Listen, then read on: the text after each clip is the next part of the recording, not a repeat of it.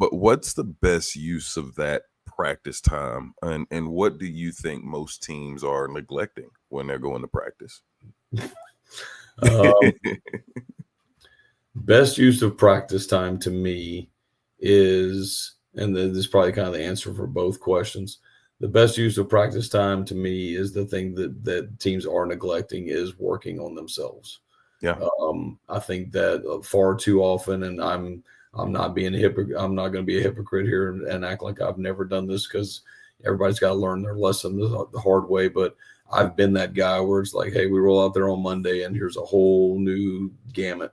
Here's a whole new scheme. Here's all this new, and never mind that we lost by 15 the Friday before. and a lot of times, like, you can get caught in that trap of, like, I've got to find a way to make things exciting and spicy to the kids and get them to buy in, and sometimes it works, and then but it's also a slippery slope.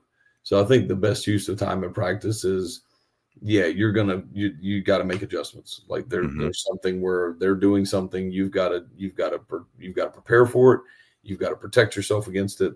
And then there's also something that they're vulnerable at, and you've got to find a way to attack that. Exploit, yeah. But those are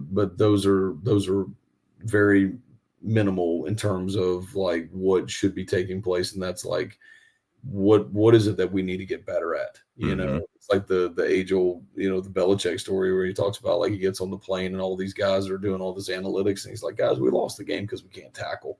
He's like, we didn't lose the game because of our decisions on third down and whether or not we ran or passed the ball or what coverages we ran on second down. He's like, we lost the game because we can't tackle. And, like, a lot of times, like, stuff like that, I think fundamentals, I think the best use of practice time is, like, you've got to be fundamentally sound in all aspects of things. Like we talk about it in that youth thing.